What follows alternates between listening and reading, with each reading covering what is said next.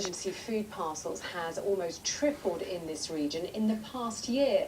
The figures come from the Trussell Trust, which now runs 40 food banks across the east. It says it's helped more than 90,000 adults and children in the last 12 months. The previous year, the figure was nearer 30,000. Well, let's go live now to Louise Hubble, who's at the Bedford Food Bank. Well, from this church hall, they fed 25 people here today. We've seen them turning up and collecting an emergency supply of food.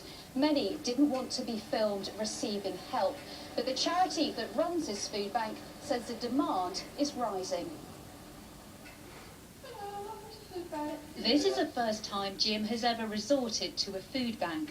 After he became ill, he has struggled to pay for everything out of his government benefits. You have to be given a voucher to use a food bank. Jim was sent by his doctor. Just juggling, paying your household bills and buying food. And I'd rather have electric and water in the house, so I spend most of the money I get on doing that, which leaves me nothing, to buy food.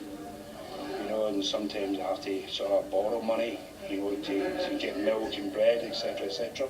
You said you've always worked. Did you ever expect to be in this position where you... Never, ever. I've been trying to get work, for the last nearly 2 years, and it's very, very hard, very, very hard. Clients get an emergency supply of donated food to last 3 days. People come here for many reasons, redundancy or an unexpected bill.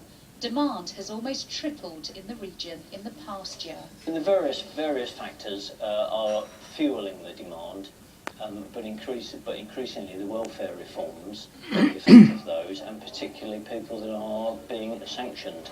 That's when payments are temporarily stopped if you don't attend job interviews or training. The government says there is no evidence of a link between welfare reforms and the use of food banks. And just this one food bank here supports 500 people every month, helping them bridge a cash shortage. And that's a story that is repeated across the east. Louise, thank you very much.